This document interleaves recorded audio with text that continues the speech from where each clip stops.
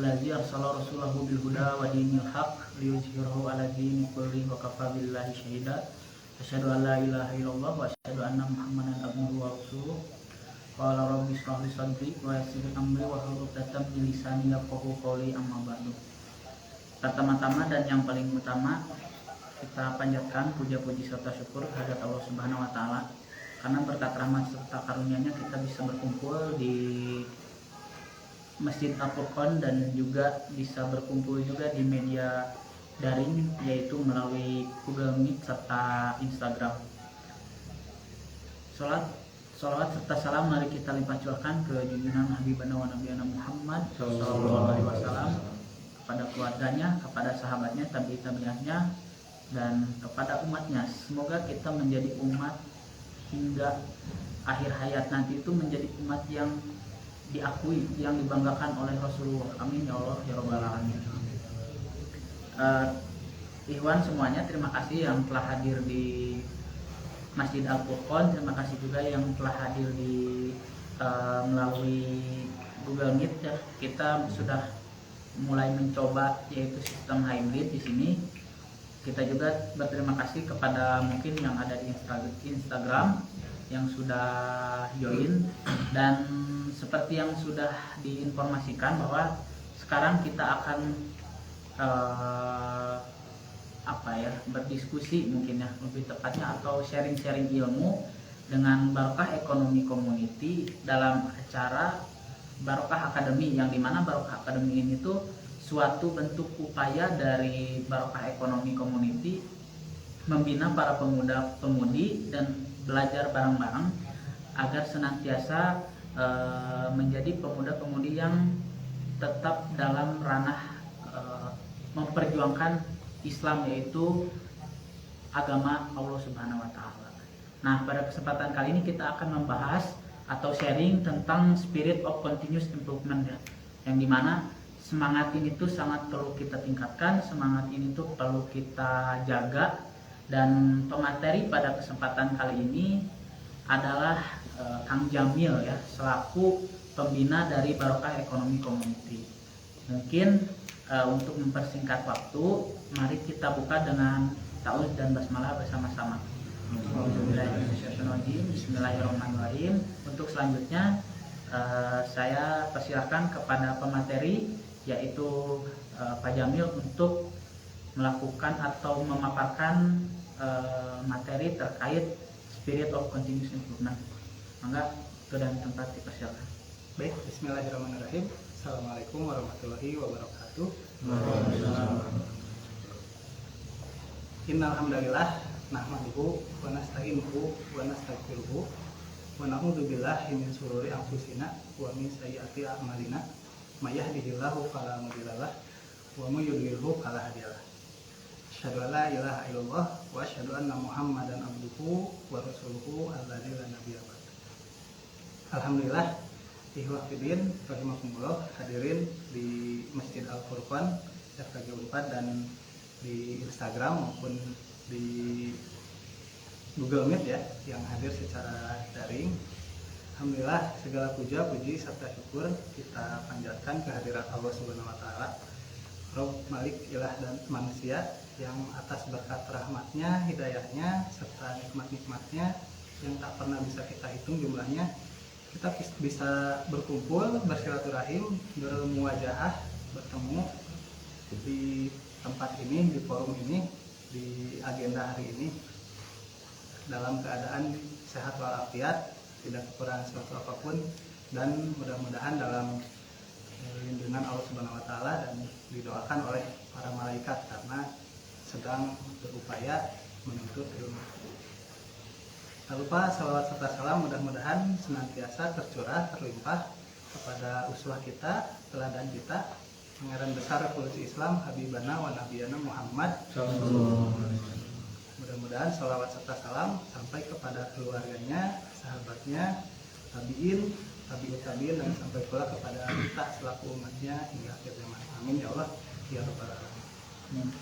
Ya, di hari ini saya diberi amanah oleh panitia untuk menyampaikan atau diskusi, sharing mungkin ya, tapi sifatnya bisa dialog barangkali di perjalanan ada yang mau ditanyakan atau disampaikan, bisa raise hand mungkin ya yang di Google Meet, atau boleh mengangkat tangan raise hand juga yang di FKD Unpad. Pembahasan hari ini terkait dengan tindak lanjut dari aktivitas amal ibadah, amal jihad kita di bulan Ramadan, yang mana kita sudah memasuki bulan Syawal ya, hari ini. Sudah di pertengahan bulan bahkan ya, mungkin sedikit agak terlambat juga. Jadi nanti kita akan bahas bagaimana kita menyikapi bulan Syawal. Biasanya umumnya masyarakat secara umum ya, teman-teman kita setelah Ramadan mungkin ya semangatnya menggebu-gebu, bahkan mungkin di pertengahan Ramadan mulai menurun ya. Apalagi nanti setelah Idul Fitri semangat ibadahnya lebih turun lagi. Nah, itu berarti ada suatu konsep atau pemahaman atau pandangan yang keliru ya, menyikapi bulan Ramadan, apalagi bulan Syawal. Di dalam Islam, bulan Hijriah itu punya makna-makna tersendiri. Di bulan Ramadan sebetulnya adalah bulan latihan atau bulan pembakaran ya. Bulan dimana kita berusaha, berupaya meningkatkan ketakwaan dengan kebiasaan-kebiasaan baru ya. Latihan-latihan kebiasaan baru. Makanya disebut Ramadan, yaitu bulan pembakaran. Bulan Syawal sejatinya adalah bulan peningkatan. Jadi bukan penurunan. Seharusnya di bulan Syawal itu melanjutkan kebiasaan-kebiasaan yang sudah dicoba ya selama bulan Ramadan dan terjadi peningkatan. Itu seharusnya seperti itu ya, jika kita memaknai bulan Syawal dengan benar. Kemudian dilanjutkan nanti di bulan Zulqa'dah, yaitu dari kata qaid ya. Qaid itu berarti diam atau duduk ya. Di mana artinya kedudukan baru. Artinya kita mencapai suatu level baru. Mungkin buat teman-teman yang suka main game ya, kalau udah berlatih kan, kemudian war ya, naik ranking ya, kemudian menduduki kedudukan baru. Nah, itu Zulqa'dah itu berarti levelnya naik atau rankingnya naik. Seharusnya seperti itu sudut pandangnya. Baru nanti di Zulhijjah dibuktikan. Zulhijjah itu dari kata haji ya, bulan haji. Di sisi lain juga artinya bersungguh-sungguh, berkorban. Sehingga di sana juga ada syariat kurban ya. Jadi bulan Zulhijjah itu bulan puncak pengorbanan. Jadi kalau kita bayangkan ya secara grafik, Ramadan itu justru bukan puncak ya, baru latihan, baru mulai naik. Di Syawal itu gradiennya meningkat ya, semakin tinggi. Nanti di Zulqa'dah kedudukan baru, di Zulhijjah kita adalah puncak pengorbanannya. Jika memahami dengan benar ya makna dari bulan-bulan Hijriah. Nah, insya Allah ya di hari ini, di pembahasan kali ini kita akan bahas spirit of continuous improvement. Ini artinya semangat untuk terus upgrade diri ya, meningkatkan kapasitas kita, meningkatkan kapabilitas kita, meningkatkan ketakwaan. Bagi yang hadir di sini karena tidak ada proyektor, mungkin bisa juga melihat slide-nya di Google Meet ya. Ini pembahasan kita hari ini insya Allah ya. Yang pertama kita akan pelajari juga ya hikmah dan pelajaran dari Idul Fitri. Sebelum masuk ke bulan Syawal kan ada transisi ya. Satu Syawal itu Idul Fitri, transisi dari bulan Ramadan ke bulan Syawal. Kemudian kita dalami juga makna kalimat takbir dan doa Idul Fitri itu sendiri. Seberapa dalam kita dalam memaknainya akan berpengaruh terhadap bagaimana kita menyikapi.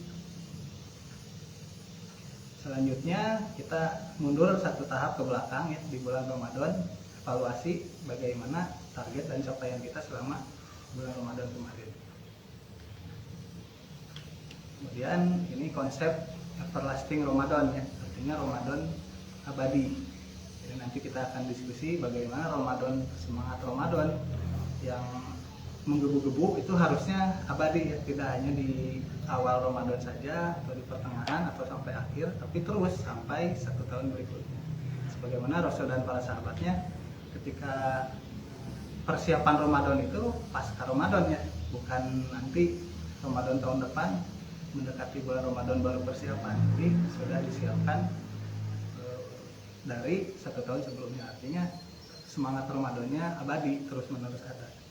Inilah yang akan menjadi tonggak ya, bagaimana spirit of continuous improvement itu, semangat untuk terus menerus meningkatkan kadar ketakwaan kita. Pertama kita bahas dulu hikmah dan pelajaran Idul Fitri. Mungkin juga sudah sering dibahas atau mendapatkan informasi ini ya.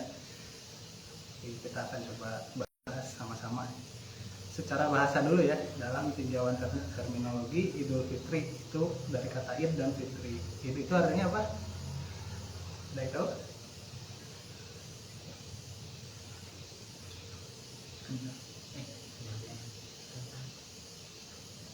Kan jangan pura-pura nggak tahu kan? Yang lain aja. Id itu artinya hari raya ya.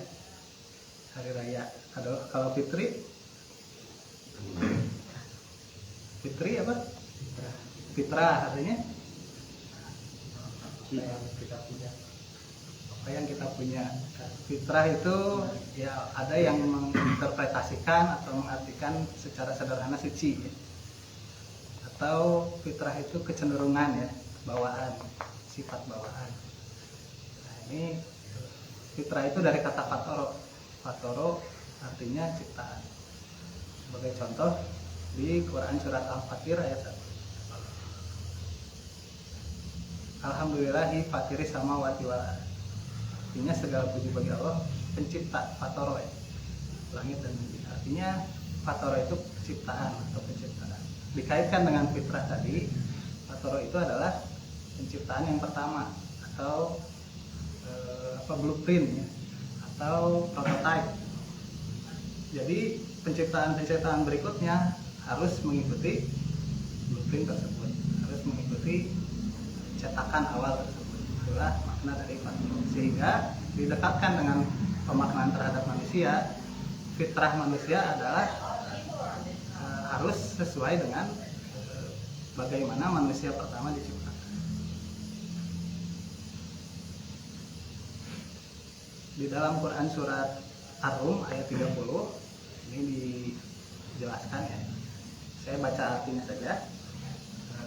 Arabnya mungkin bisa dicek juga, kita periksa sama-sama ya, barangkali ada kekeliruan di slide-nya. Maka hadapkanlah wajahmu dengan lurus kepada agama Islam sesuai fitrah.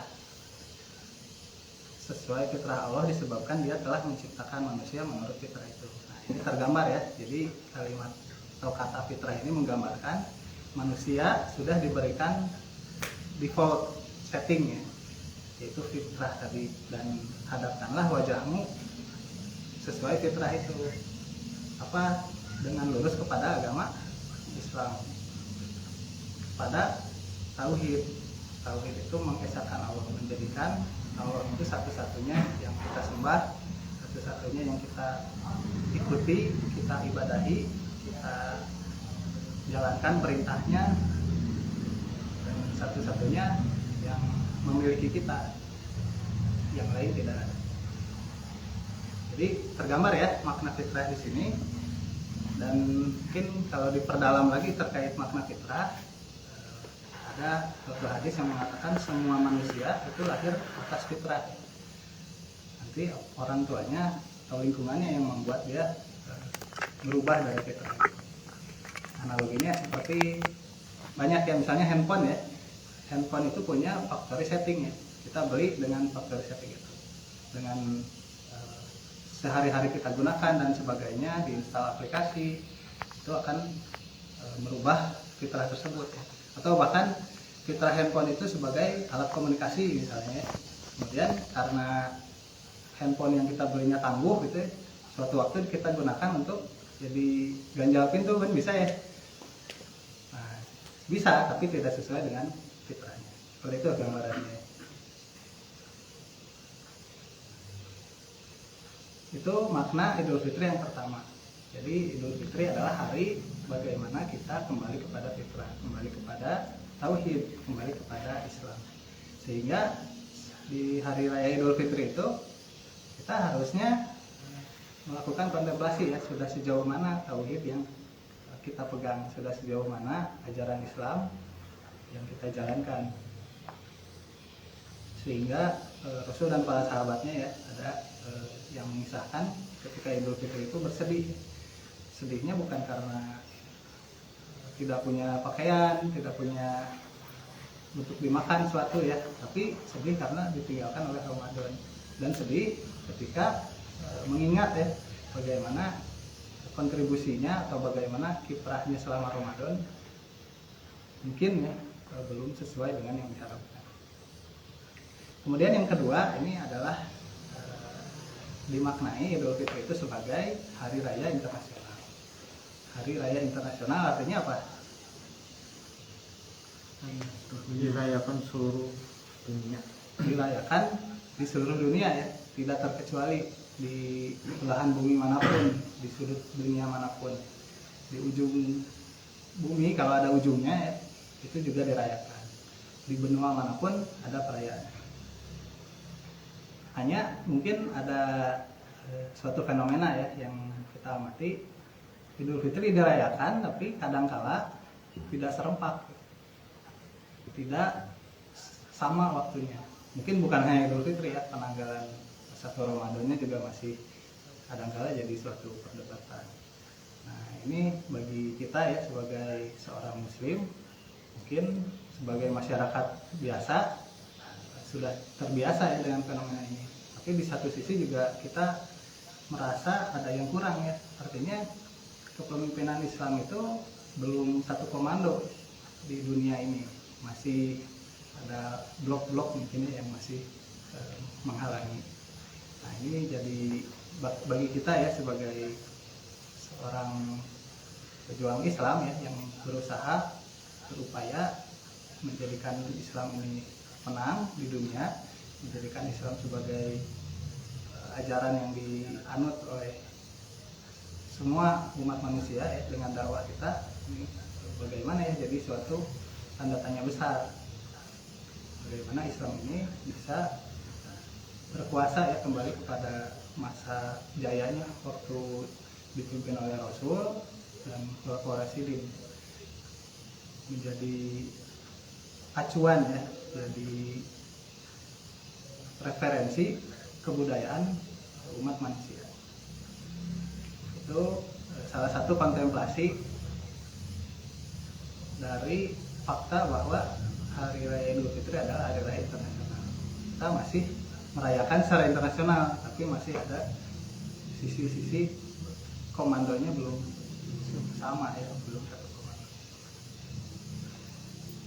Tapi bagi kita ya mungkin sebagai rakyat, sebagai umat muslim yang bijaksana mungkin tidak perlu memperdebatkan terkait perbedaan tersebut. Ikuti apa yang diarahkan mungkin dalam lingkungan kita ya, di dalam jamaah Islam bersama-sama dengan rekan-rekan sepakat mengikuti dengan tanggal yang sudah ditetapkan oleh pemerintah ya, karena sudah dihitung oleh para ulama yang sedemikian rupa. Kemudian yang ketiga, Idul Fitri juga adalah hari raya, hari kegembiraan. Kemarin waktu Idul Fitri gembira? Gembira? Atau ada yang sedih karena tidak punya baju bedug? Atau sedih karena biasanya suka udah pada gede-gede ya para mahasiswa nih udah nggak dikasih THR, atau malah suruh ngasih THR ya ke keponakan-keponakan. Jangan bersedih ya, di hari raya Idul Fitri itu amanahnya adalah bergembira.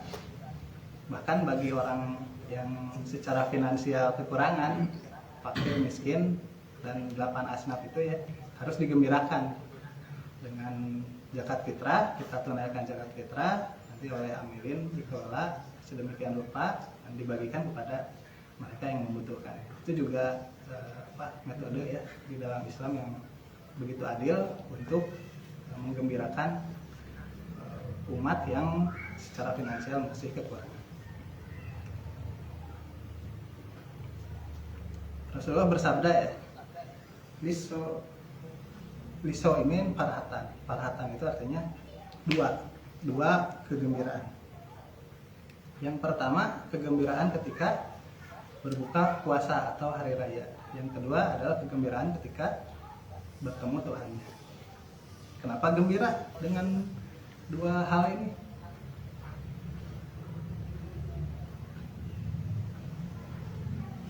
Ketika berbuka ya, ini mungkin masing-masing punya pandangan dan punya perasaan sendiri ya seberapa gembira ya. Tapi kita coba sama-sama ya bayangkan ketika berbuka kita terbebas dari tanggungan perintah Allah. Artinya bukan senang ketika tidak diatur oleh Allah ya. Ketika sudah melewati masa Ramadan, kita ketika Ramadan kan diatur dengan aturan saum ya. Selama 30 hari atau 1 bulan penuh ya, bisa 29 hari atau 30 hari kita diperintahkan dan harus mentaatinya ya. Terpaksa, kita sebut dengan kalimat terpaksa mengikuti dan menahan ya lapar, haus di siang hari. Tapi di bulan Syawal ya, masuk 1 Syawal, masuk Idul Fitri, kita sudah dibebaskan kembali. Artinya ada ya mungkin yang suka ngerokok ya, biasanya asam gitu ya. Siang-siang nggak ngerokok, udah bisa ngerokok lagi. Atau yang biasanya sarapan gitu, kan nggak boleh waktu saum, itu bisa sarapan lagi. Ada sedikit kegembiraan. Mungkin ya, mungkin masing-masing punya cara dan kegembiraan masing-masing. Ada juga mungkin salah satu tinjauannya adalah ya, tidak sukses ya menjalani Ramadan selama 1 bulan penuh itu berhasil menunaikan 1 bulan penuh saum, mendapat pertolongan untuk menyempurnakan saum dan dapat tadi ya makan minum setelah sebelumnya menahan lapar dan dahaga. Tentu bahagia karena akan meraih pahala yang diharapkan. Nah, yang kedua adalah kegembiraan saat bertemu Allah. Yang ada di sini sudah bertemu Allah?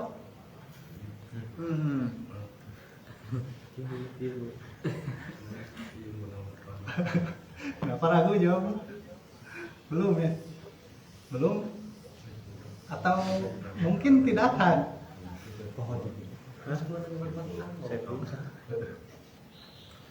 Nah, ini adalah kegembiraan yang sifatnya tertunda ya, futuristik lah. Jadi contoh lah, lebih duniawi lah ya. Misalnya Kang Aldi, saya janjikan dapat uang 1 miliar. Senang nggak? Dijanjikan aja. Iya, senang nggak? Senang sih. Senang. Padahal uangnya belum. Kok udah senang duluan? Berharap. Karena seharusnya nggak dibohongin sih. Dul, nanti dapat mobil Mercy, kata saya itu dijanjikan. Senang nggak? Senang. Senang dulu ya. Ya, dijanjikan dengan sesuatu yang membahagiakan itu senang ya, meskipun belum ya. Apalagi yang menjanjikan manusia ya, belum tentu terjadi. Apalagi saya yang menjanjikan, uangnya juga nggak ada. Nah, kalau ini Allah yang berjanji, Allah menjanjikan akan berjumpa dengan kita. Siapa yang lebih menepati janji selain Allah? Tidak ada ya. Jadi kalau Allah sudah berjanji bagi yang saum, tapi saumnya sempurna ya, maksudnya dengan benar memaknainya, imanan wa ihtisaban, menjalankan saum, Allah akan bertemu dengan mereka. Emang bakal gembira gitu kalau berjumpa dengan Allah? Pernah berpikir seperti itu nggak? Belum kebayang ya bagi kita saat ini gimana ya rasanya berjumpa dengan Allah, belum terbayang ya.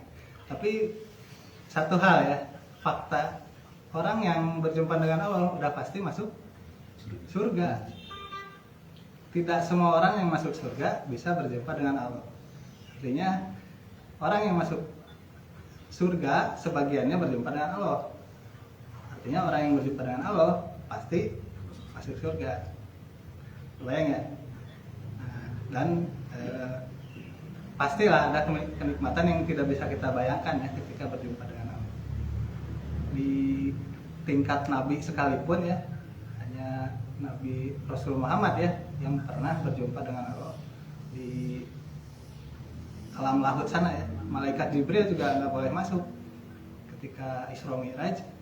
Malaikat Jibril tidak diperkenankan masuk berjumpa dengan Allah, hanya Rasulullah yang berjumpa dengan Allah.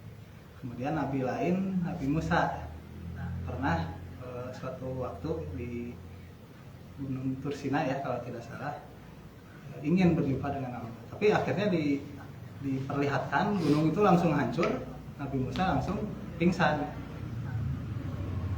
Sudah setelah itu kapoklah Nabi Musa ya, dan lebih yakin terhadap keagungan Allah.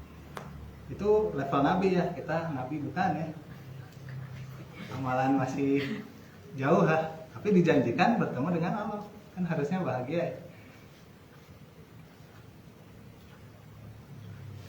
Janji Allah pasti benar. Nah, ini sebelum bertemu dengan Allah tadi ya, ada di hari kiamat saum itu memberi syafaat. Jadi ini perjalanan sebelum masuk surga ya. Orang yang saum itu akan mendapatkan syafaat. Hadisnya lengkapnya seperti ini. Saya bacakan artinya saja ya. Amalan puasa atau saum dan membaca Al-Quran akan memberikan syafaat bagi hamba di hari kiamat. Saum berkata, wahai Rob, aku telah menahannya dari makan dan syahwat di siang hari, maka izinkanlah aku memberi syafaat kepadanya. Syafaat itu apa sih? Barangkali ya dengan kata syafaat belum terbayang.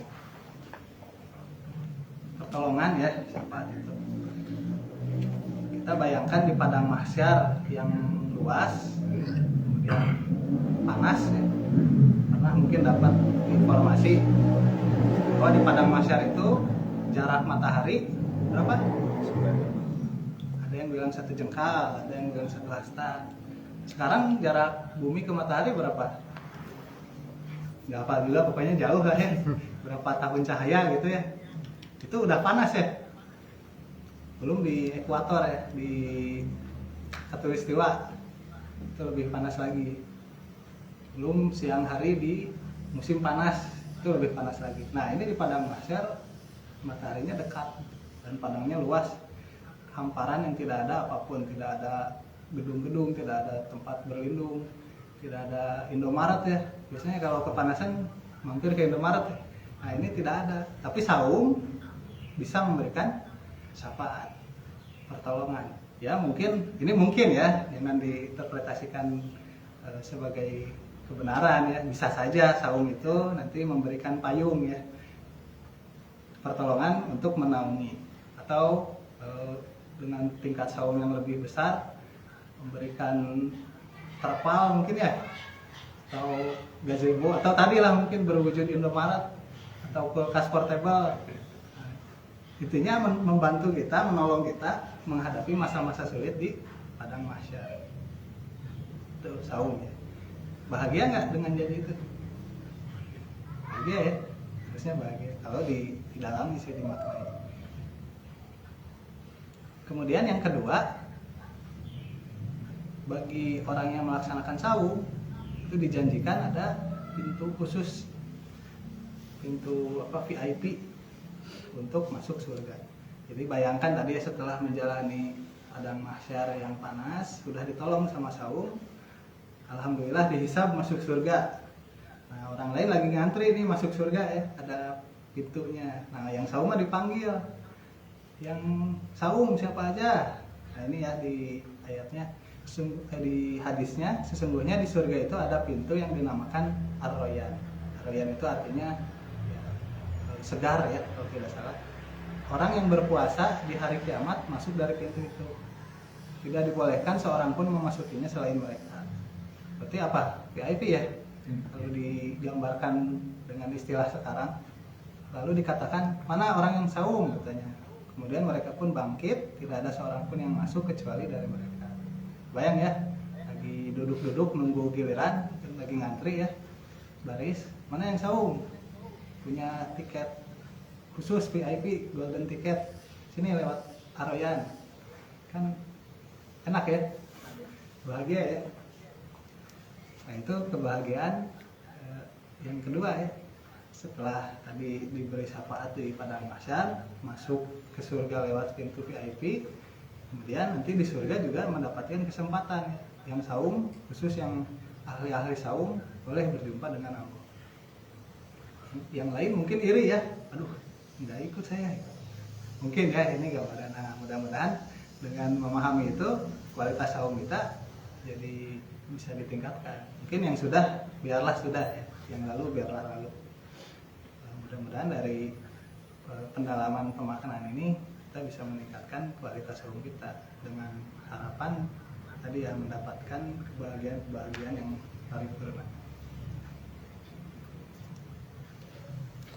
Kemudian kita akan coba maknai kalimat takbir dan doa Idul Fitri. Ada yang hafal kalimat takbir dan doa Idul Fitri? Coba kalimat takbir dulu ya. Tapi sebelum kalimat takbir kita harus maknai dulu ya. Idul Fitri dan saum ini adalah perintah amanah yang diturunkan oleh Allah kepada Rasulullah dan para sahabat dan umatnya. Pertama kali dijalankan, dilaksanakan, diamanahkan itu tahun berapa?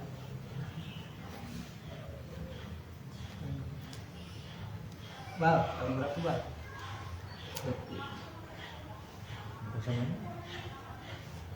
Dua Hijriah. Tahun 2 Hijriah. Kalau Masehinya saya juga nggak hafal ya. 2 Hijriah itu bertepatan dengan amanah yang besar juga, yaitu bulan Ramadan pas dengan perang Badar. Jadi saum pertama itu bertepatan dengan amanah perang Badar. Jadi bayangkan Rasulullah dan para sahabatnya menjalankan saum itu adalah amanah yang luar biasa berat. Sehingga doa dan kalimat takbir itu berarti setelah selesai Ramadan mau masuk ke Idul Fitri ya, dikumandangkannya itu adalah kalimat-kalimat yang dimunculkan oleh para mujahid, bukan kalimat yang sembarangan.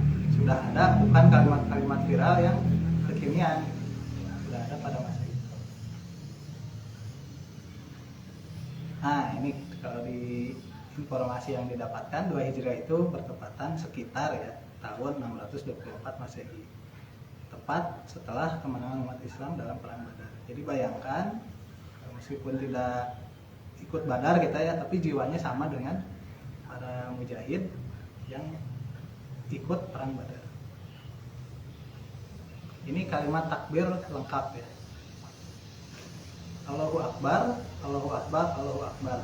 La ilaha illallah, wallahu akbar, Allahu akbar, walillahil hamd. Allahu akbar kabiro, walhamdulillahi katsiro, wa subhanallahi bukratan wa asila. La ilaha illallah, la na'budu wa iyyahu mukhlishina lahuddin. Walau karihal kafirun. La ilaha illallah wahdah, sadaqa wahdah, wa nasara abdah, wa azza jundah, wa hazamal ahzaba wahdah. La ilaha illallah, wallahu akbar, Allahu akbar, walillahil hamd.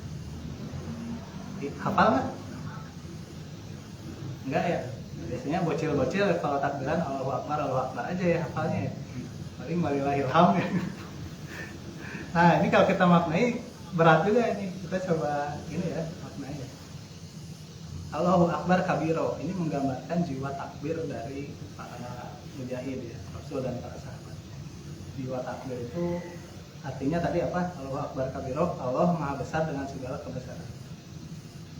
Pasca pulang Badar itu yel-yel tentara Islam itu ya, para nabi dan para sahabat itu ini yang diucapkan Allahu akbar, Allahu akbar. Kan sering juga ya mungkin di masa kita melihat orang meneriakan Allahu akbar supaya apa itu? Semangat ya, supaya semangat, dan menggambarkan kalau Allah akbar yang lain apa? Kecil ya. Kalau Allah maha besar yang lain itu kecil. Masalah-masalah hidup kita kecil, yang lagi kuliah skripsi ya kecil, yang punya kerjaan ya lingkungannya toksik ya kecil itu mah, masalah rumah tangga ya kecil, Allah yang besar, Allah Akbar. Padahal masalah yang dihadapi Rasul dan para sahabatnya waktu itu apa?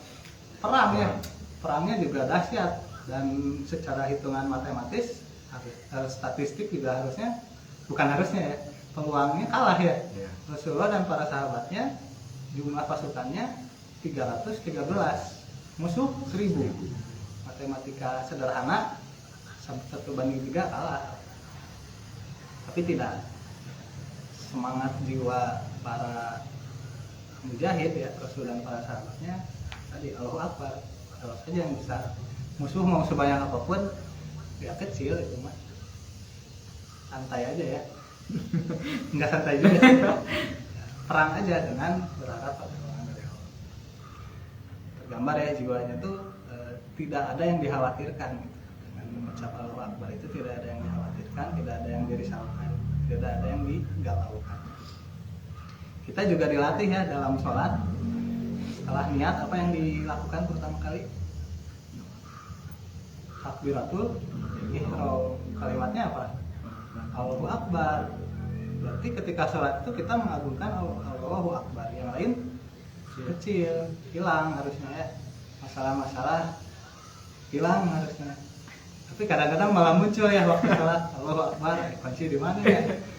Ketinggalan di mana ya? Oh iya, nah itu dari setan ya. Harusnya tidak. Justru yang lain itu tidak ada. Allah saja yang besar.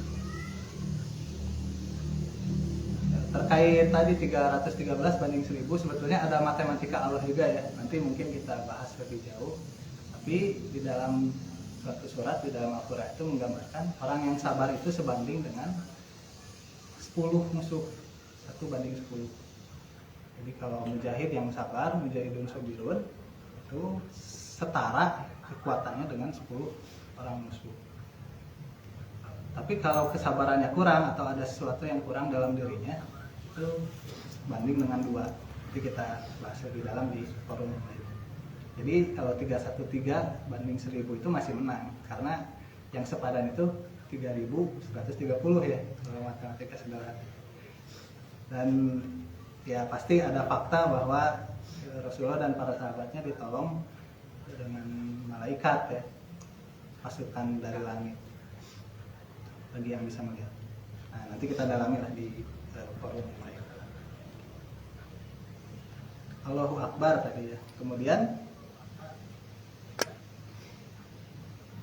Allahu Akbar kabiro walhamdulillahi katsiro, artinya segala puji bagi Allah sebanyak-banyaknya pujian. Ini jiwa tahmid ya, menggambarkan jiwa bersyukur.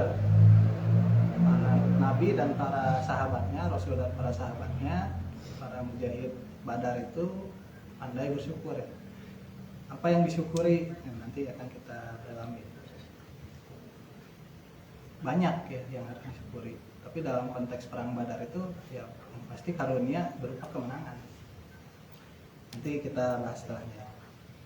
Kemudian jiwa tasbih ya, dengan kalimat wa subhanallah ibu wa asila, maha suci Allah sepanjang pagi dan sore.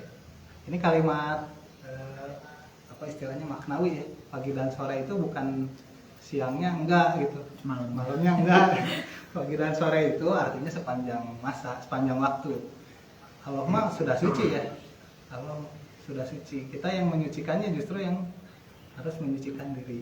Bagaimana menyucikan diri? Ya tentu dengan mengikuti seluruh perintahnya dan menjauhi seluruh larangannya. Kembali lagi ke tadi ya, yang saum itu dijanjikan bertemu dengan Allah. Nah, untuk bertemu dengan Allah, sedangkan Allah Maha Suci, berarti kitanya harus suci ya. Kalau tidak suci, disucikan dulu.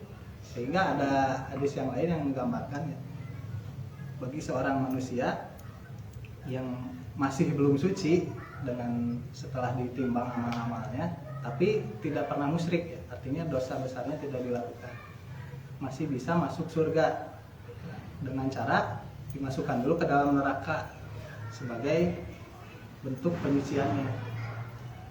Tapi jangan mau masuk neraka dulu ya. Kalau bisa mah sudah suci sejak di dunia.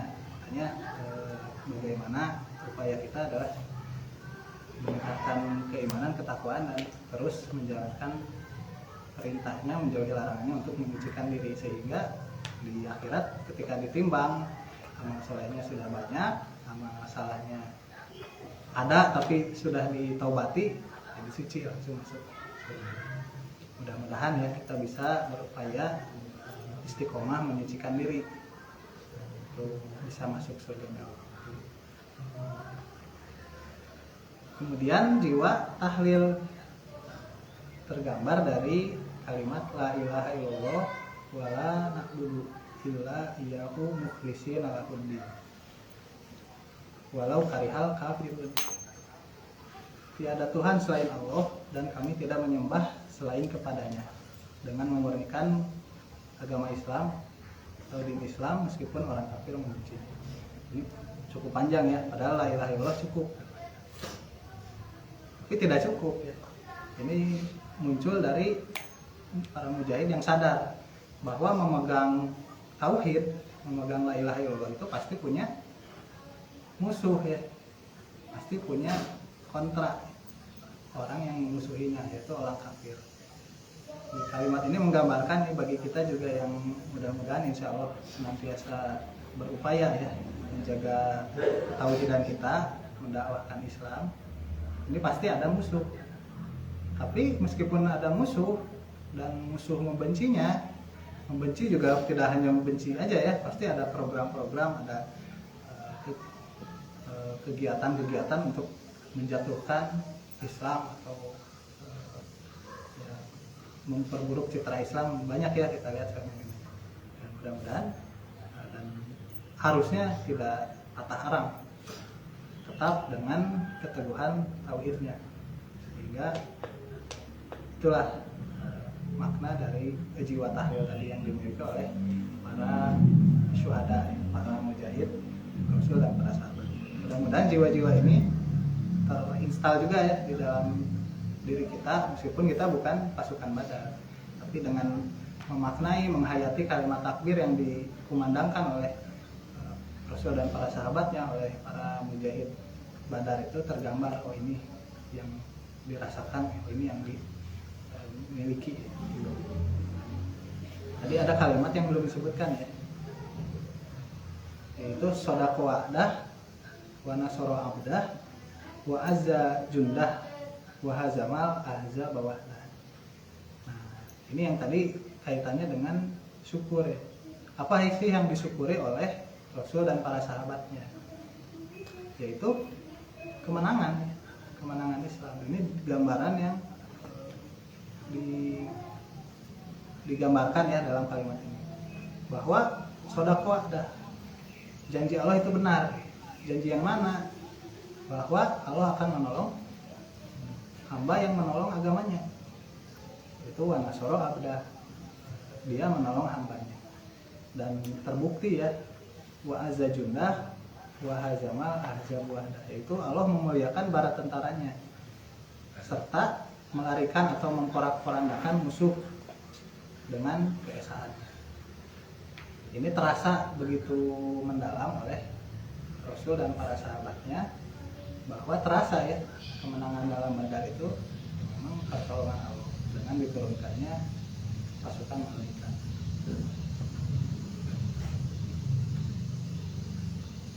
Tergambar ya dari kalimat takbir ini, kita bisa merasakan, ini kalau pakai istilah sekarang mungkin yel-yel ya, yel-yel yang diucapkan oleh para mujahid Rasul dan para sahabatnya, betul-betul penuh dengan syarat makna. Mudah-mudahan dari memaknai kalimat takbir ini terinstal juga jiwa-jiwa ini. Kemudian kita coba maknai kalimat Idul Fitri, doa Idul Fitri yang lengkap. Ada yang hafal? Kayaknya hafal ya. Doa Idul Fitri.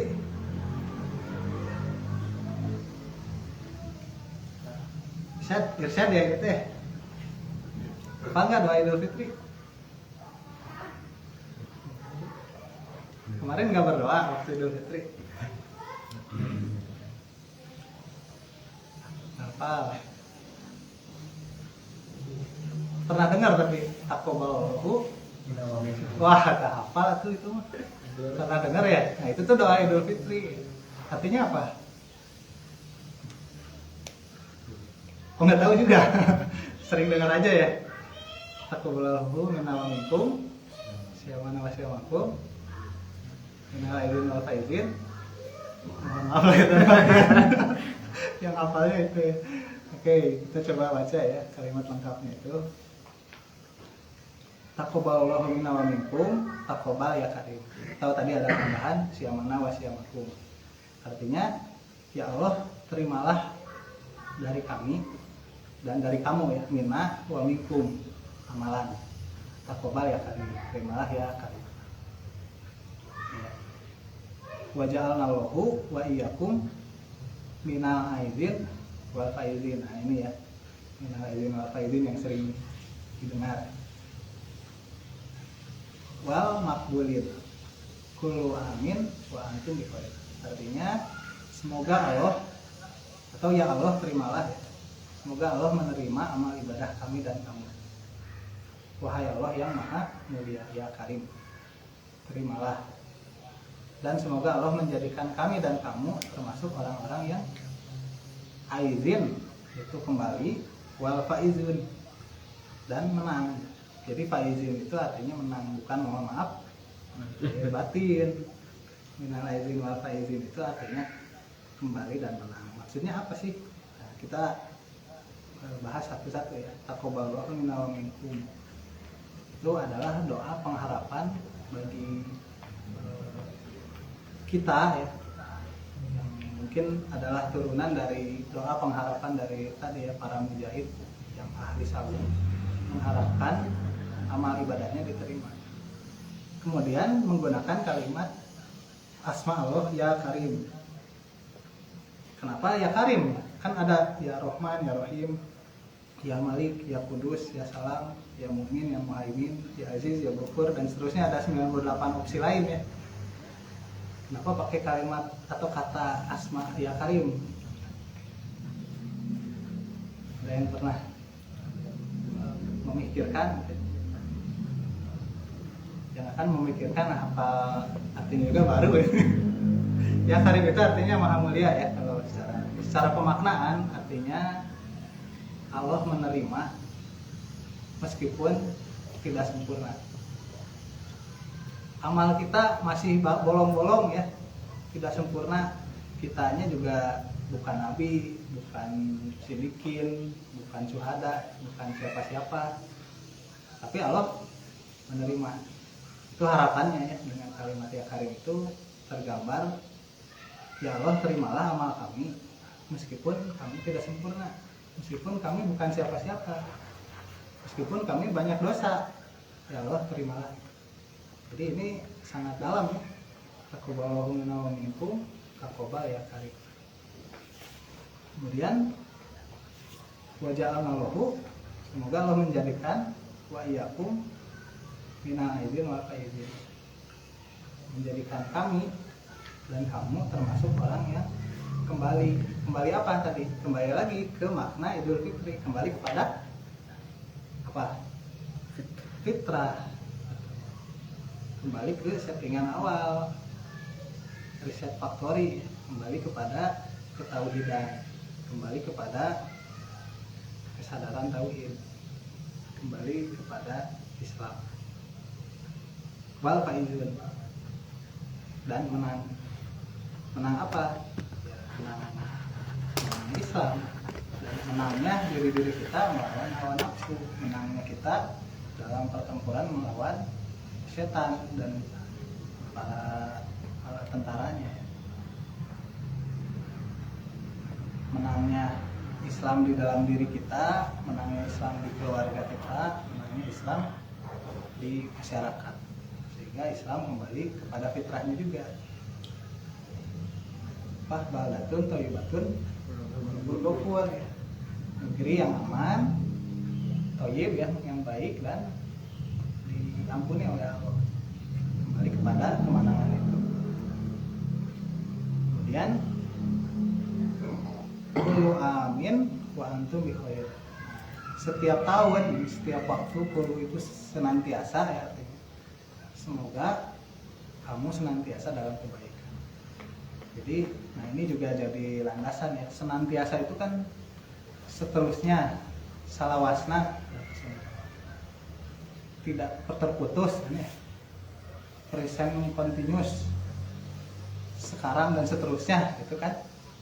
Nah itu artinya. Jadi doa ini menggambarkan keberkahan Ramadan itu bukan hanya setelah Ramadan usai berhenti, tapi senantiasa sekarang, seterusnya, selama-lamanya keberkahan itu ada. Sehingga tadi menjadi dasar pemikiran dan semangat everlasting Ramadan.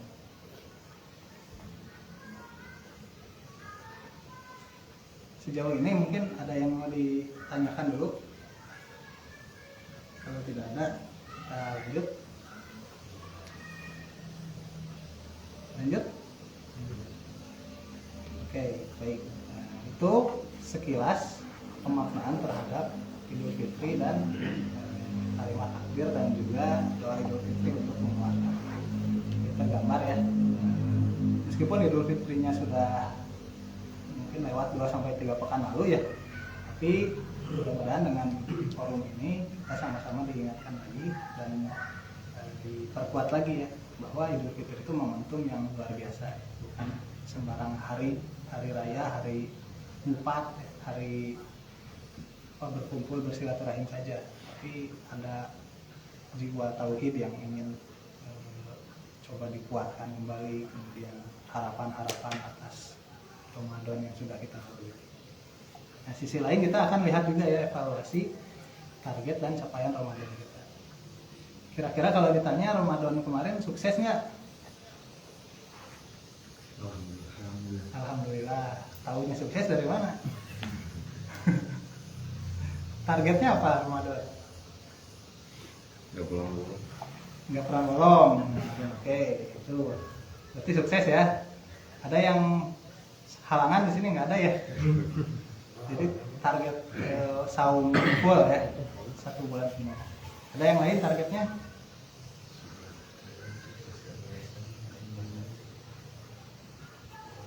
Udah itu doang? Khatam Quran. Khatam Quran, sukses nggak? Alhamdulillah. Alhamdulillah. Setengahnya berarti belum. Belum, Pak. Nah, terkait target ini kita akan coba analisa ya, bukan analisa ya, coba ambil referensi dari Imam Ghazali ya, terkait tingkatan saum. Menurut Imam Ghazali, mungkin pernah dengar juga ya, saum itu ada tingkatan apa saja? Saum umum. Saum umum atau awam, kemudian kedua saum khusus, yang ketiga khusus, atau ada yang menyebutnya awam itu mubtadi, dasar ya, SD ya. Kalau ada sekolah ibtidaiyah SD berarti saum SD itu mubtadi. Yang kedua mutawasid, pertengahan. Yang ketiga muntahi, tinggi, yang paling tinggi. Bedanya apa? Yang pertama saum umum itu targetnya atau deskripsi tugasnya menahan diri dari yang membatalkan.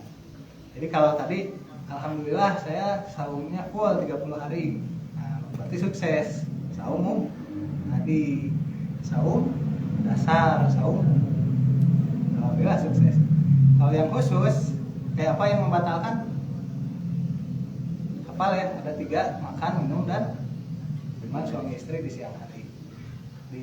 Ya selama waktu saum ya, selama imsak atau terbit fajar sampai terbenam matahari. Itu saja, 3 itu saja, sederhana kan? Nah, yang mutawasid menahan diri dari yang merusak pahala saum.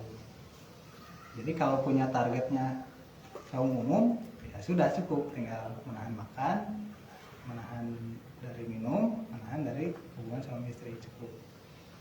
Kalau targetnya lebih tinggi, itu harus menahan yang lain. Hafal nggak apa yang harus ditahan? Ada yang hafal? Ada 5 poin ya. 5 5 poin. Ini biasanya amalan mulut sih.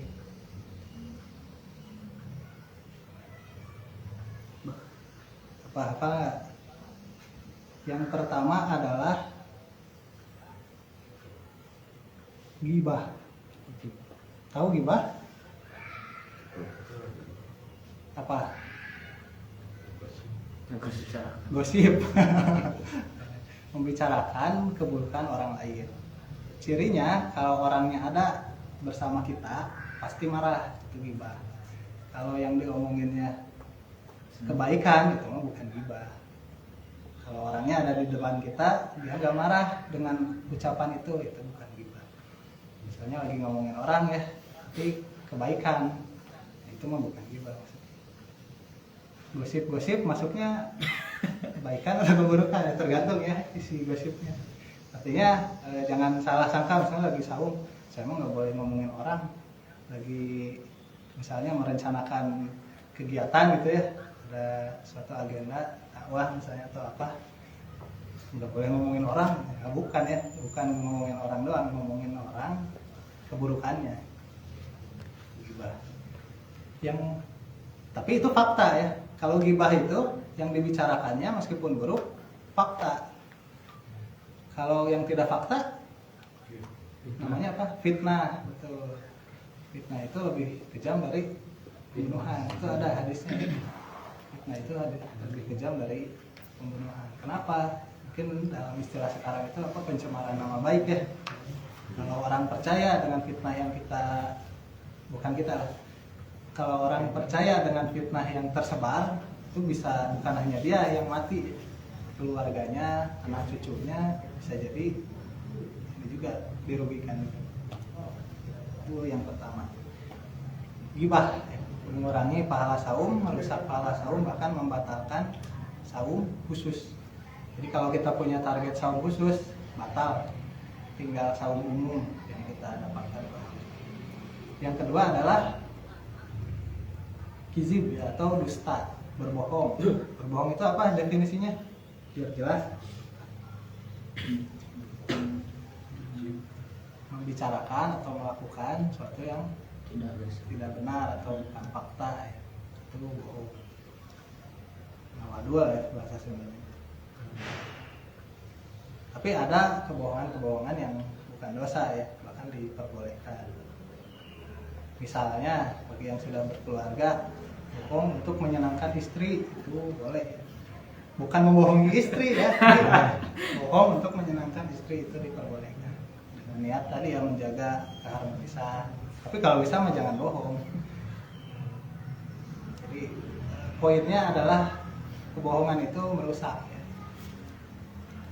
Hanya akhlak yang paling mulia adalah jujur.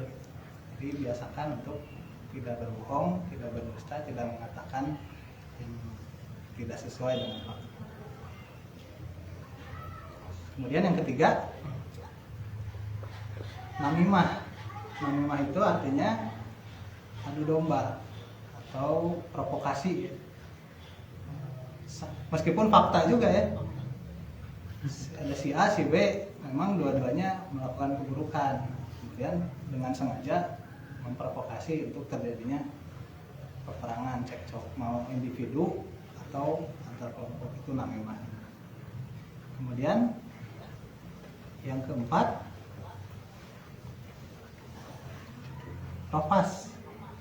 Ropas itu jorang ya, kalau orang Sunda nyebutnya jorang. Tahu jorang? Apa? Mesum. Ya, bahasa sederhananya mesum. Kata-kata yang mesum atau perkataan dan perbuatan yang menjurus kepada nafsu syahwat, termasuk melihat ya, melihat yang menimbulkan nafsu syahwat itu juga termasuk ropas. Apalagi disengaja, bukan apalagi disengaja, yang tidak sengaja mah kan ada yang bilang apa, rezeki ya. Tapi disengaja bolotot terus ya. Nah, itu juga sama ya.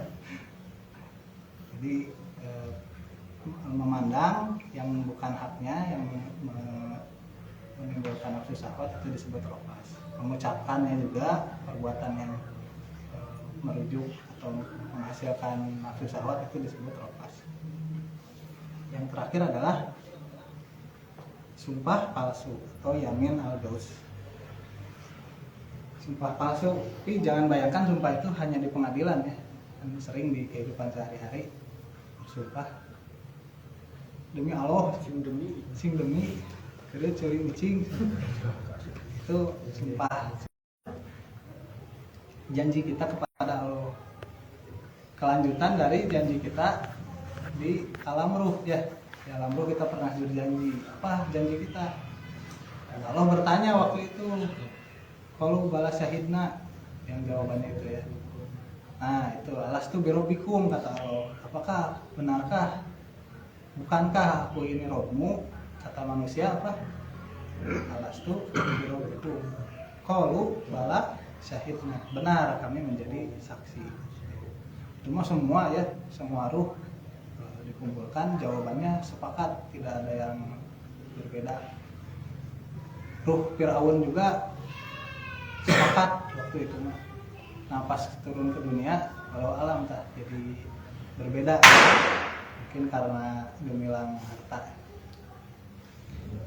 Nah, diingatkan lagi di dunia kita harus berjanji ya, berikrar kepada Allah dengan ikrar yang sama.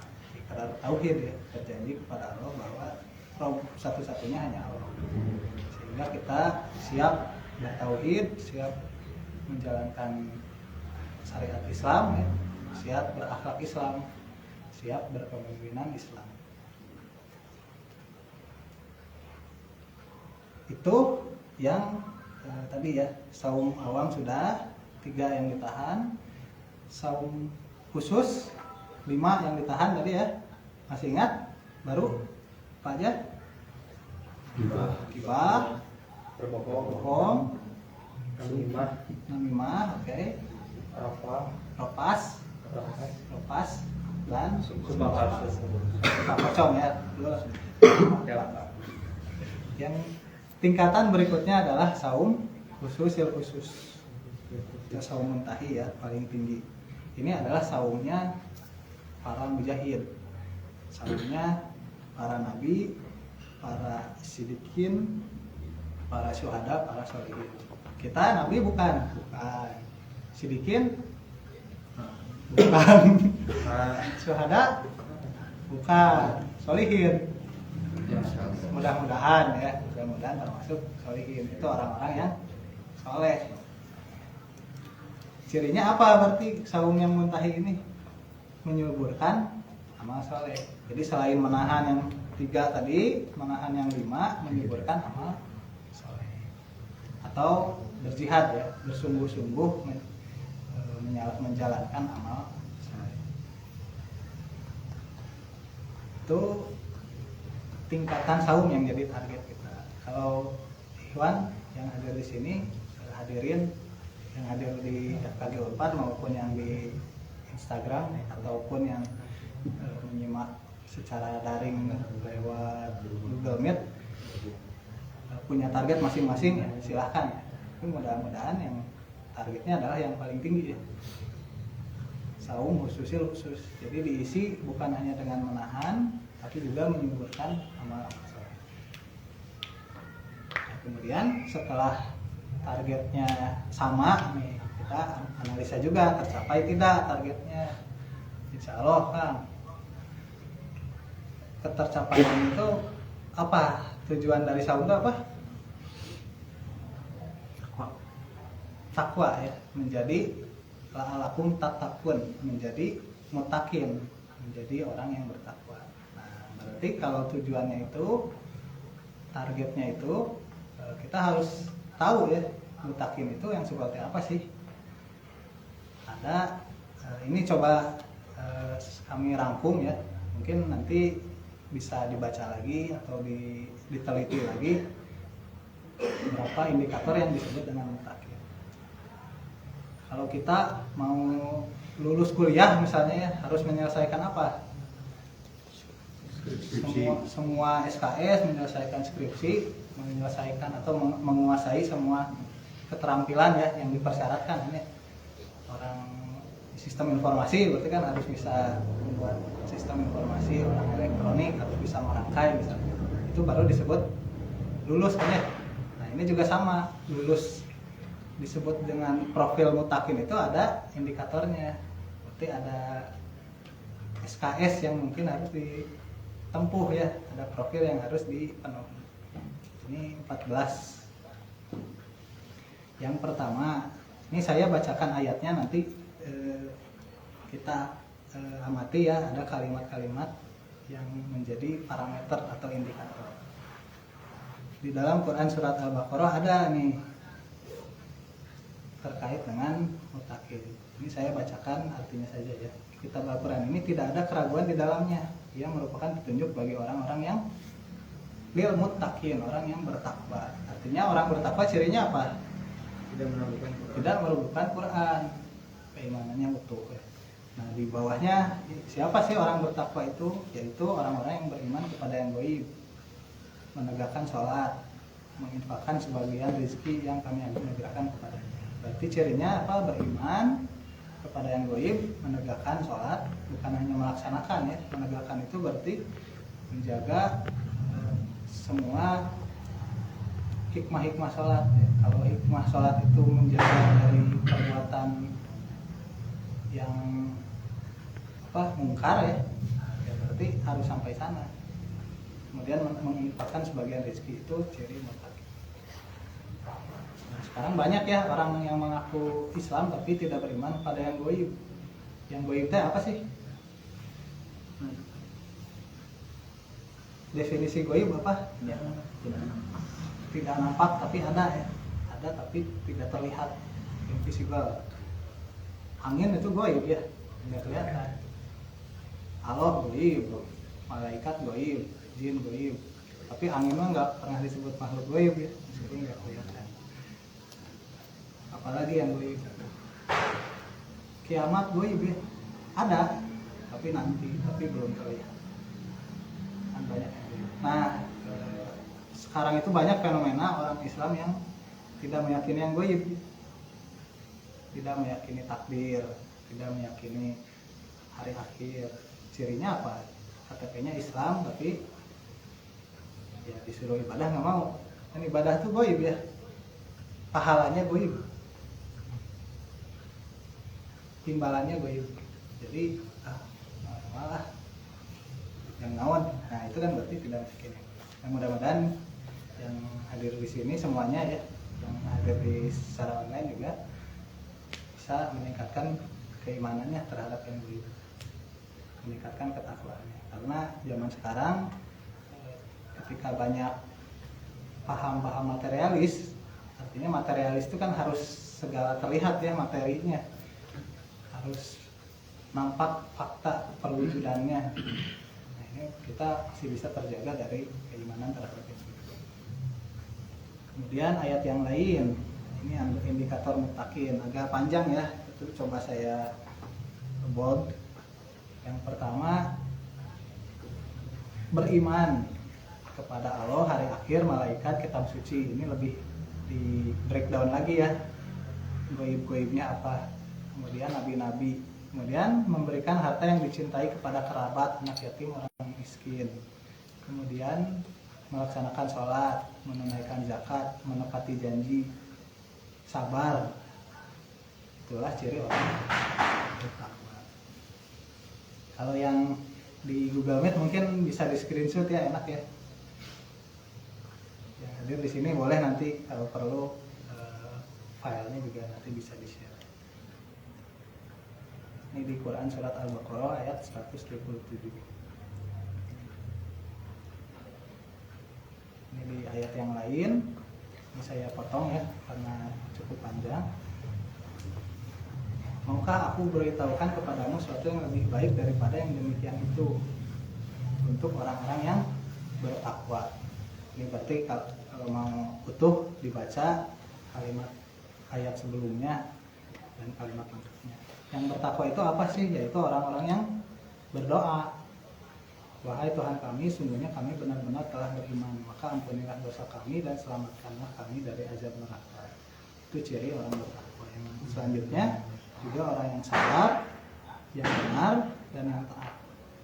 Sobirin, sodikin, wal qanitin. Kemudian berinfak dan mustaghfirina bil ashar, memohon ampun atau beristighfar pada ashar. Itu apa? Waktu sahur. Istighfar di waktu sahur artinya apa? Bangun ya waktu sahurnya. Berarti sunatan sebelumnya sering juga melaksanakan sholat malam. Nanti ada di ayat berikutnya. Kalau belum terbiasa dengan sholat malam, minimal bangun di waktu sahur istighfar. Bukan bangun di pagi hari istighfar karena sholat subuh kesiangan. Astagfirullah.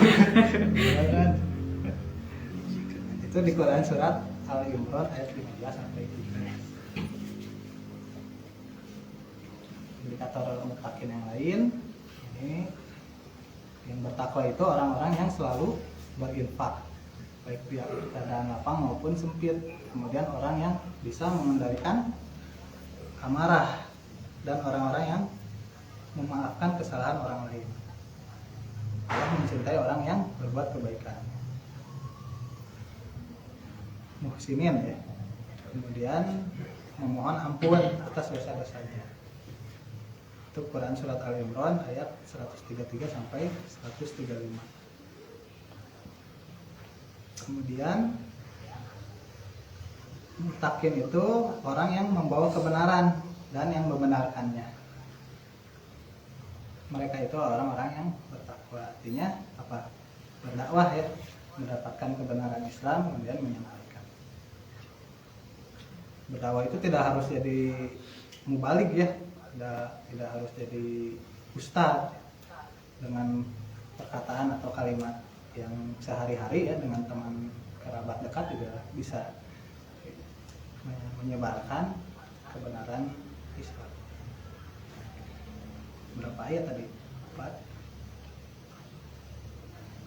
Kemudian ini di ayat yang lain, Az-Zariyat 15 sampai 18, orang yang bertakwa itu berbuat kebaikan, sedikit sekali tidur tadi ya, dan pada akhir malam mereka memohon ampun. Ini senada dengan yang tadi ya, beristighfar di waktu sahur. Nah ini kalau disimpulkan kira-kira ada 14 indikator. Kalau penasaran mungkin ya, pulang dari sini baca kan ada 3.654 ayat ya Al-Quran itu, baca aja semua, cari yang ada tulisan muttaqin. Itu indikatornya apa saja, mangga digali lagi ya, barangkali kurang kan, harusnya ada 600 ada 60 indikator misalnya. Tapi ini sudah coba kami ya, ada tim yang menyusun. Yang pertama, beriman dan unggul dalam keimanan. Jadi bukan cuma beriman ya, tapi unggul dalam keimanan. Tadi contohnya iman kepada yang gaib, yang mungkin banyak orang yang mengabaikannya, merasa beriman tapi terhadap takdir saja masih mengeluh ya. Padahal takdir itu yang gaib dan harus diimani, harus disikapi dengan benar. Kemudian mendirikan sholat, menunaikan zakat, berinfak, bersedekah tatawu. Sedekah tatawu itu kepada saudara ya, kepada manusia yang membutuhkan. Kalau zakat itu ada ininya ya, ada ketentuan waktu dan nominalnya, dan sifatnya wajib. Kalau infak tidak ada ketentuan nominalnya, biasanya untuk operasional kegiatan dakwah atau kegiatan keagamaan. Kalau sedekah kepada orang. Kemudian qiyamul lail, sholat malam ya, menghidupkan malam. Mungkin bukan hanya sholat ya, menghidupkan, bisa diisi dengan membaca Al-Quran atau hal yang lain. Kemudian istighfar di waktu sahur tadi ya. Kemudian berdoa dan bermunajat. Kalau berdoa itu ada kalimat doanya biasanya ya. Rabbana atina fid dunya hasanah wa fil akhirati hasanah wa qina adzabannar. Itu standar ya, doa apa sapu jagat ya, paling sering dihafalkan. Kalau munajat apa bedanya? Munajat itu ada lagu ya, munajat cinta ya. Munajat itu artinya doa yang kalimatnya kita buat sendiri, kalimat permintaannya kita buat sendiri. Bercakap-cakap artinya munajat itu. Jadi mangga ya, bermunajat kepada Allah, bercakap-cakap dengan kalimat permintaan permohonan yang dibuat sendiri. Itu lebih terasa biasanya ya, bermunajat. Kemudian muhsinin yang berbuat baik, ihsan ya, tanpa harapan dipandang orang lain ya. Dengan berbuat baik dengan motivasi dilihat oleh Allah saja, ihsan. Atau ada definisi umumnya ihsan itu apa? Beribadah seolah-olah melihat Allah. Kalau tidak bisa, merasa selalu dilihat oleh Allah. Jadi Allah saja, berbuat kebaikannya hanya atas dasar Allah saja. Kemudian yang 10, sabar dalam ketaatan atau qanit tadi ya, as-sabirin was-shadiqin wal qanitin. Jadi tingkatan sabar itu. Kemudian melaksanakan jihad dakwah tadi ya. Jihad itu bersungguh-sungguh, dakwah itu menyebarkan ajaran Islam. Kemudian menahan amarah, menepati janji dan pemaaf. Itu ciri muttaqin. Kira-kira dari 14 ini sudah berapa nih yang terinstal di dalam diri kita? Ini baru 14 ya, nanti kalau penasaran dicari lagi, ada ternyata lebih ya. Mungkin semuanya ada ya 14-14-nya, tapi baru bibit-bibitnya gitu ya. Pemaaf pernah saya juga maafin orang. Tapi kalau pemaaf itu kan ada kesalahan apapun dimaafkan. Menahan amarah, ada semua orang pernah marah ya. Pernah saya juga menahan mah, tapi seringnya diluapkan, itu berarti belum ya, masih ada seringnya, masih tidak seperti itu. Jadi dari 14 indikator ini kita coba ya install di dalam diri kita sehingga tumbuh ketakwaannya terus-menerus meningkat di setiap waktu. Kalau tidak hafal 14 ini kira-kira gimana? Atau tidak tahu, bukan hafal ya? Tidak tahu bahwa muttaqin itu cirinya seperti ini. Indikatornya seperti ini ya, biasa aja ya. Jadi kalimat yang abstrak ya, muttaqin itu. Oh, tujuannya muttaqin. Tapi muttaqin itu yang kayak gimana nggak tahu. Contoh tadi ya, harus lulus sebagai sarjana teknik sistem informasi. Profil lulusannya gimana? Nggak tahu. Atau lulusan teknik elektro, profilnya gimana? Nggak tahu. Kan nggak mungkin tercapai ya. Minimal bisa tergambar dalam diri kita. Oh, muttaqin teh tadi ya keimanannya unggul, mendirikan sholat dan seterusnya. Pemaaf. Jadi ingat terus nanti kalau ada yang menjengkelkan, maafkan. Ada yang menjengkelkan, menimbulkan amarah, ditahan. Dan kalau nggak hafal mah los begitu aja ya. Sarjana elektro harus bisa nyolder, tapi nggak tahu, ya udah kan, nggak ada upaya ya. Sarjana sistem informasi harus bisa ngoding nggak? Nggak. Ya udah nggak bisa berarti kan. Nah, itu ya mangga lah dilihat profil lulusannya seperti apa. Nah, kalau muttaqin kira-kira 14 ini. Mangga kalau masih penasaran bisa digali lagi. Kemudian everlasting Ramadan ini semangat tadi ya, untuk bahwa Ramadan itu semangatnya tidak padam tapi terus menerus ada. Kita coba amati ya, yang paling relate terkorelasi dengan saum Ramadan itu di dalam Al-Quran surat berapa? Al-Baqarah 183. Itu standar ya, hafal ya. Nah ini sampai 187 itu masih membahas Ramadan. Kalau mangga ya dilihat di mushafnya atau di aplikasi handphonenya mushaf Quran. Tapi ada yang menarik, di Quran surat Al-Baqarah 186 ini sama sekali tidak terhubung atau tidak terkait Ramadan. Jadi di antara 183, 184, 185 itu membahas Ramadan dan saum ya. 186 umum ini bahasannya, 187 bahas Ramadan lagi. 186 kita baca ya. Artinya saja apabila hamba-hambaku bertanya kepadamu Nabi Muhammad tentang aku, sesungguhnya aku dekat. Aku mengabulkan permohonan orang yang berdoa apabila dia berdoa kepadaku. Maka hendaklah mereka memenuhi perintahku dan beriman kepadaku agar mereka selalu berada dalam kebenaran. Tidak ada kaitannya dengan Ramadan ya. Ini mah fakta umum, tidak ada constraint waktu, tidak ada batasan waktu. Ini mengindikasikan ya, jika digali dan dihayati, artinya Ramadan yang tadi di 183 sampai 187 itu salah satu intisarinya ini. Kalau ada yang bertanya tentang Allah, maka sebenarnya Allah dekat. Mau Ramadan, mau di luar Ramadan ya. Emang di Ramadan doang dekat? Enggak. Atau Allah yang disembah, yang diibadahi di Ramadan beda dengan yang setelah Ramadan?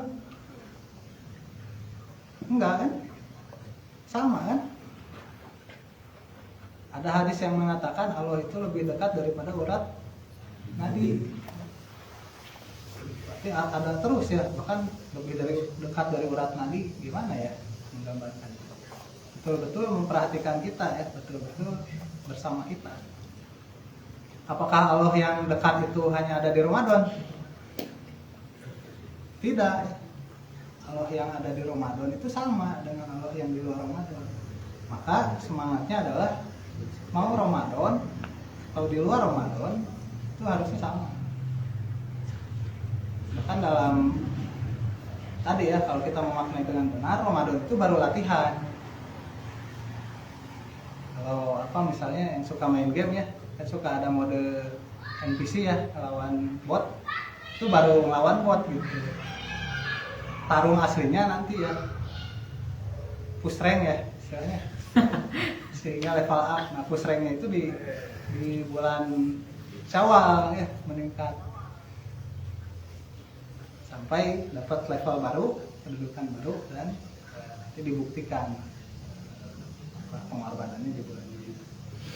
Jadi ini menggambarkan ya satu ayat ini, jika kita amati dan hayati, oh ternyata Ramadan itu ya secara bulan memang istimewa ya, tapi tidak menghilangkan keistimewaan bulan yang lain, atau tidak menghilangkan bahwa Allah yang dekat itu hanya di Ramadan, di luar Ramadan juga sama. Contoh ya, di bulan Zulhijjah, ini kan di luar Ramadan ya, ada keistimewaan juga. Kalau di Ramadan yang istimewa 10 malam terakhir ya, malam-malam ganjil ya paling utama. Kalau di Zulhijjah 10 awal dan siang harinya. Ini ada di hadis riwayat Ahmad dan Ibnu Majah. Tidak ada hari di mana amal soleh lebih dicintai oleh Allah daripada hari ini. Berarti Ramadan juga lewat ya. Ini coba dimaknai ya. Tidak ada hari di mana amal soleh padanya lebih dicintai oleh Allah daripada hari ini, yakni 10 hari pertama Zulhijjah. Berarti 10 hari pertama Ramadan juga lewat. Lebih dicintai yang ini kan? Atau malam Ramadan mungkin juga masih dicintai yang ini di 10 hari pertama Zulhijjah. Nah ini yang mungkin jarang dimaknai ya. Dan para sahabat bertanya, tidak juga dari jihad fisabilillah, artinya dikomparasi ya, 10 hari pertama di siang hari bulan Zulhijjah itu amal solehnya lebih dicintai Allah dibanding jihad fisabilillah. Beliau menjawab, jihad fisabilillah juga tidak lebih dicintai dibanding amalan di 10 hari ini gitu. Kecuali ya seorang yang keluar dengan dirinya dan hartanya lalu tidak kembali, kecuali meninggal di medan jihadnya, itu baru lebih tinggi dari 10 hari di bulan Zulhijjah. Kebayang nggak maksudnya? Jadi amal solehnya amat sangat tinggi, kecintaan Allah terhadap orang yang beramal soleh di hari ini. Dan ini bukan Ramadan ya, harusnya lebih semangat nih di 10 hari bulan Zulhijjah ini. Atau banyak ya yang tidak ada constraint waktunya, tidak ada batasan waktunya. Kalau di bulan Ramadan ya dilipat gandakan pahala yang sunnah disetarakan dengan yang wajib. Kemudian pahala apa yang pokoknya dilipat gandakan lah ya pahala itu. Di luar Ramadan juga ada. Contohnya di Quran surat Al-An'am ayat 160, kalian bisa cek. Pahala itu dikali dengan 10.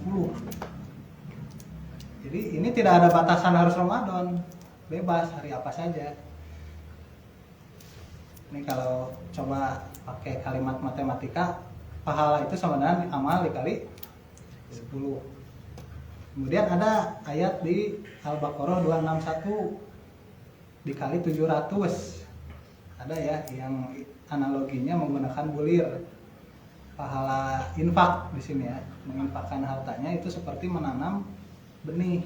Dari benih itu tumbuh menjadi 7 batang atau 7 cabang ya. Dari 7 itu masing-masing menumbuhkan 100 bulir. Berarti kalau pakai kalimat matematika, pahala sama dengan amal dikali 700 ya. Tadi ada yang 10, ada yang kali 700. Di Quran surat Al-Hadid ayat 10 ada. Ini terkait dengan infak juga. Infak yang dilakukan ketika sebelum penaklukan Mekah atau Futuh Mekah atau kejayaan Islam itu tidak sama dengan infak yang dilakukan setelahnya. Tidak ada kuantifikasi ya dikali berapa, tapi tidak sama aja. Kalau tidak sama itu berarti berapa? Bisa mendekati sama ya, dikali 1 atau dikali 1,1 atau dikali tidak terhingga kan? Tidak sama pokoknya. Kebayang nggak? Jadi justru ketika tidak dikuantifikasi, tidak ada angkanya, peluangnya malah lebih gede. Pokoknya tidak sama. Pahala tidak sama dengan amal. Amalnya itu bisa sedikit, tapi pahalanya sampai tidak terhingga. Nah ini di luar Ramadan gitu. Sehingga kesimpulannya adalah ya, kita tarik dari informasi dan paparan tadi bahwa Ramadan adalah bulan mulia, betul ya. Bulan yang berkah, iya betul. Tapi keberkahan, kemuliaan Ramadan itu bahkan terus menerus ada dengan bagaimana kita menyikapi everlasting Ramadan ya, Ramadan yang abadi itu, kita punya semangat untuk continuous improvement. Ramadan bukan akhir, Ramadan bukan ujung, bukan puncak amal. Justru di Syawal itu bulan peningkatan, artinya harus grafiknya naik ya, gradiennya naik. Kemudian Zulqa'dah kedudukan baru tadi ya, Zulhijjah itu bulan pengorbanan, puncak pengorbanan. Tapi bukan puncak pengorbanan kehidupan kita ya. Tahun Zulhijjah itu kan bulan terakhir di tahun Hijriah ya. Nah, di tahun itu puncak pengorbanannya di bulan Zulhijjah. Nanti masuk ke Muharram. Muharram itu bulan pertama dalam Hijriah. Semangatnya semangat evaluasi, kemudian resolusi ya kalau tahun baru biasanya. Bagaimana kita melihat kontemplasi ke belakang amal-amal kita di tahun sebelumnya dan semangatnya adalah memperbaiki ke depan. Sehingga terus-menerus ya meningkat derajat keimanan dan ketakwaannya. Inilah yang disebut dengan spirit of continuous improvement. Apa yang diimprove-nya? Ya, segala sesuatu ya. Ketakwaan yang paling utama. Ketakwaan kita kepada Allah. Bahkan kalau kita amati dan sensitif ya terhadap fenomena di kehidupan kita tuh senantiasa diingatkan untuk meningkatkan ketakwaan. Setiap harinya, setiap pekannya, setiap bulannya, setiap tahunnya. Contoh agenda mengingatkan untuk bertakwa mingguan apa? Atau pekanan? Jumatan ya. Apa ada rukun Jumatan yang wajib? Khotib mengingatkan untuk senantiasa bertakwa. Menambah ketakwaan. Betul. Untuk meningkatkan ketakwaan. Jadi sebenarnya mah di setiap Jumat itu juga harusnya terus meningkat. Setiap masuk Jumat itu ketakwaannya meningkat. Jumat berikutnya meningkat lagi dan seterusnya. Ini yang coba kita azamkan ya untuk senantiasa continuous improvement, meningkatkan derajat ketakwaan kita di hadapan Allah. Barangkali itu saja yang bisa disampaikan. Mudah-mudahan informasinya diterima ya. Ini semuanya insya Allah berdasarkan Quran dan hadis. Silakan di cross check kembali ayat-ayat yang tadi disampaikan dengan hadisnya. Setelah ini mungkin ada diskusi lah yang lebih intensif, nanti dipandu oleh Pak Diki mungkin ya, atau Pak Aldi. Barangkali sebelum ditutup ada yang mau bertanya, dipersilahkan.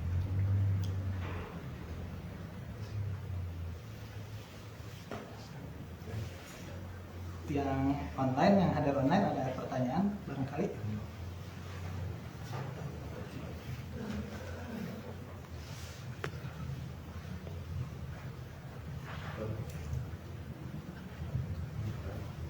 Baik, jika tidak ada, mungkin dirasa cukup ya, insya Allah terang benderang ya, bukan gelap gulita.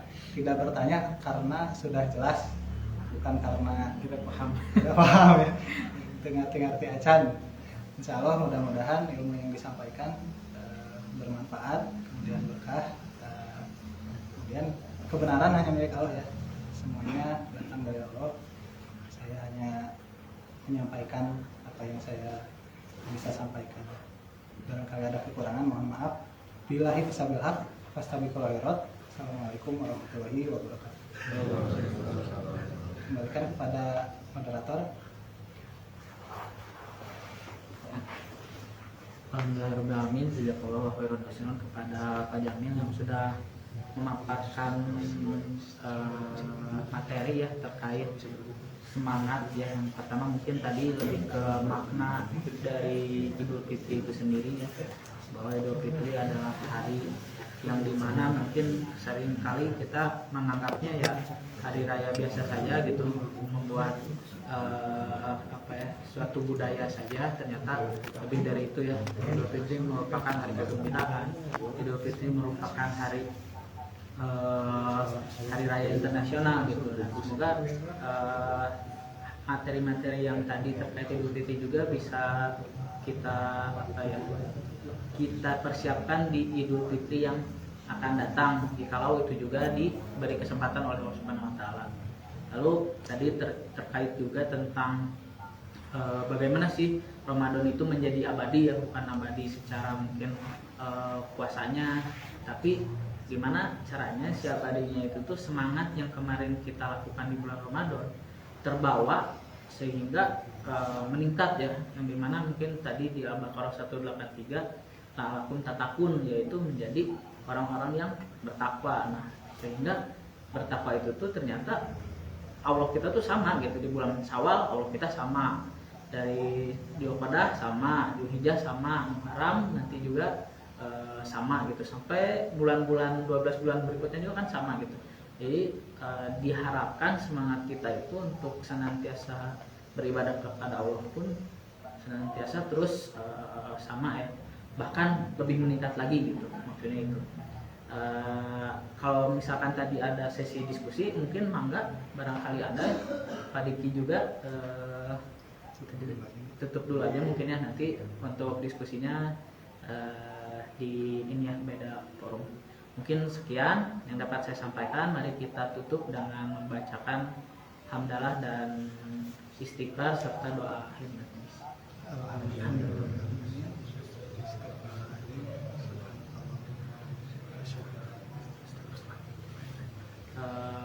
Jazakallah kepada semuanya yang telah hadir, dan dulu bubar mungkin ya Pak. Kita akan ada sesi diskusi. Semangat terus. Mohon maaf juga bila banyak salah kata, banyak kekurangan dari saya. Kesempurnaan hanya milik Allah Subhanahu wa taala. Assalamualaikum warahmatullahi wabarakatuh.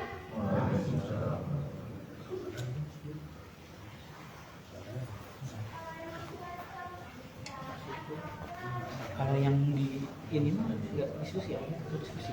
Yang di game Harusnya ada diskusi. kira-kira bisa sih kang dapat itu sini itu siapa ini udah nyala